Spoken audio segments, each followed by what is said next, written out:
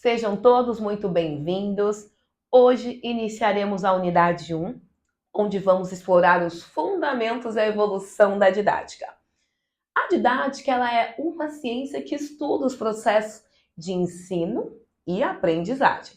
E o nosso objetivo nessa unidade é compreender como ela surgiu, se desenvolveu e qual a sua importância nos dias de hoje, principalmente no contexto do ensino de Libras. Como Libânio ressalta, a didática é um campo do conhecimento que investiga como tornar o ensino mais eficiente, mais acessível e significativo para os alunos. Então, acadêmicos, estudaremos a evolução histórica da didática e as principais correntes didáticas que moldam a prática educacional. Então, esses tópicos, eles são fundamentais para entender como planejamos, organizamos e avaliamos o ensino. Então, preparem-se, pois ao final dessa aula, vocês terão uma visão mais clara do papel da didática na educação contemporânea. Bom, vamos iniciar então com a evolução histórica da didática.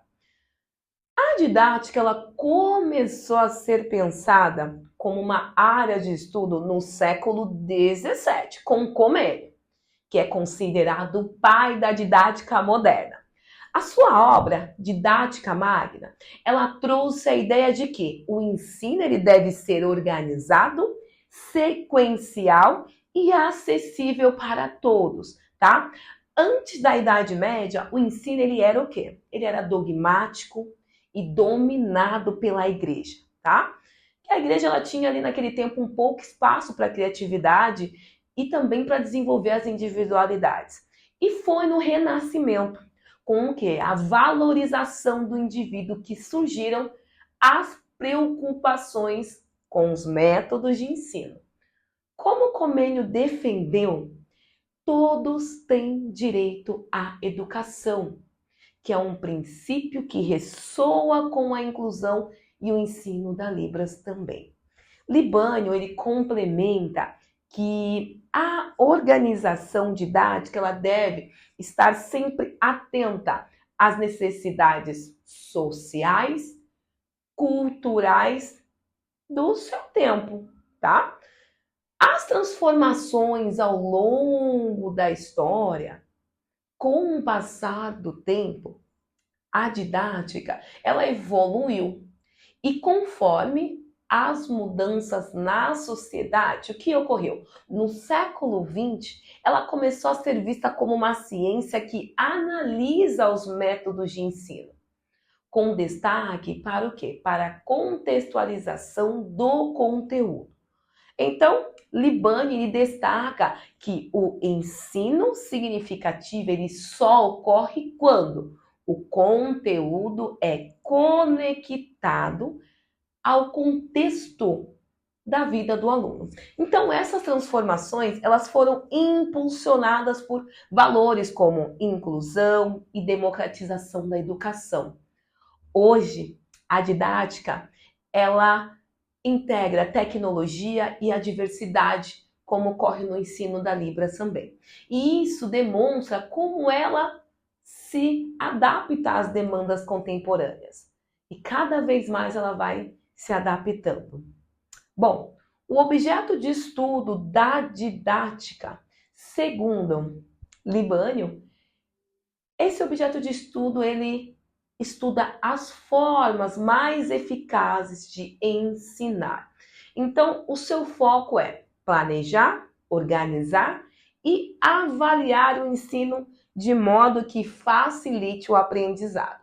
No ensino da Libras, por exemplo, isso significa considerar a língua de sinais como primeira língua da comunidade surda e adaptar os métodos para essa realidade. Como Freire afirma, ensinar exige respeitar a autonomia do educando e considerar também as suas particularidades no processo educativo. Além disso, a didática, ela promove a interdisciplinaridade, conectando áreas de conhecimento, estruturando o ensino mais integrado e mais coerente.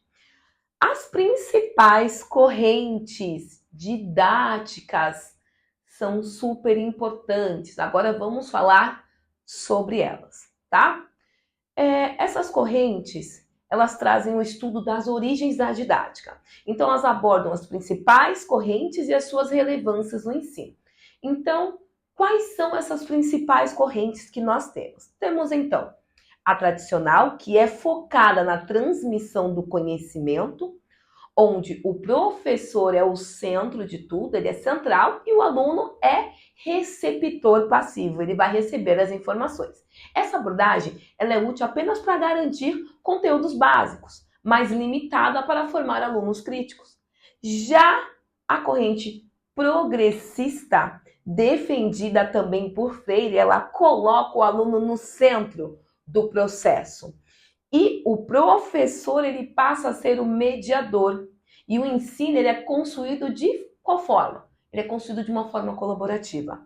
Freire, ele argumenta que a educação progressista ela busca desenvolver a criticidade e a autonomia do aluno.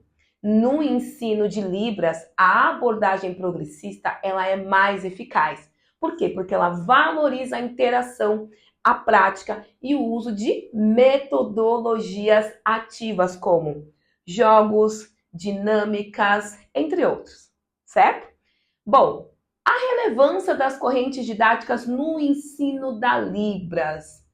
No contexto do ensino da Libras, é essencial o quê? Adaptar as correntes didáticas às necessidades dos alunos, tá? A abordagem tradicional ela pode ser útil, sim, para ensinar conceitos gramaticais básicos, mas ela não explora a prática comunicativa. Já a abordagem progressista, ela vai destacar e vai promover a autonomia do aluno. E também vai valorizar as metodologias ativas, certo? Bom, como aponta Morin, as estratégias ativas elas tornam o aprendizado mais envolvente e eficaz, especialmente em contextos bilíngues, certo? Bom, tratando-se da didática e educação dos surdos, algo muito importante. A educação de surdos, ela apresenta desafios, certo? Mas também ela traz muitas possibilidades. As diretrizes nacionais para a educação de surdos, elas destacam o quê? Que é essencial respeitar a Libras como língua de instrução, de comunicação, como língua própria.